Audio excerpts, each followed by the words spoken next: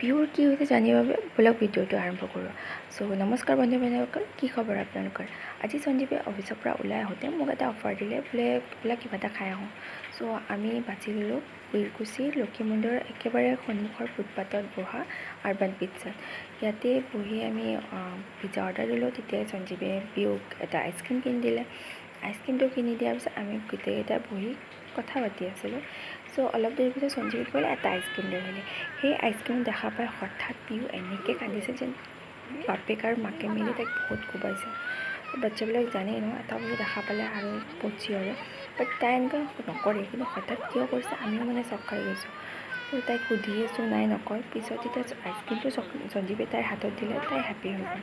এতিয়া লাহেকৈ তাইক সুধিলোঁ, তোমাৰ কি হৈছে মা, তুমি আইচক্ৰীমটো কিহৰ কাৰণে সুধিছা?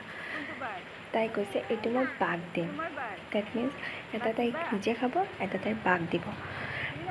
কিন্তু পিছলৈ আইচক্ৰীমটো তাই নিজে খালে, দুটা আইচক্ৰীম।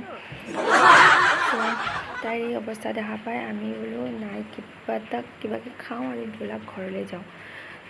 আমাৰ পিজ্জাটো আহিলে, অহাৰ পিছত দুটাই যেনেকৈ পাৰিছোঁ এনেকৈ খাইছোঁ আৰু ঘৰলৈ ওলাই গৈছোঁ। কাৰণ ক'ব নোৱাৰি আকৌ তাইক আইচক্ৰীমটো শেষ হোৱাৰ পিছত আৰু কি কৰে। আজিলৈ আহিছোঁ। ভিডিঅ'টো কেনেকুৱা পালে জনাব আৰু এটা লাইক আৰু কমেণ্ট কৰি দিব। আজিলৈ আহিছোঁ, বাই বাই।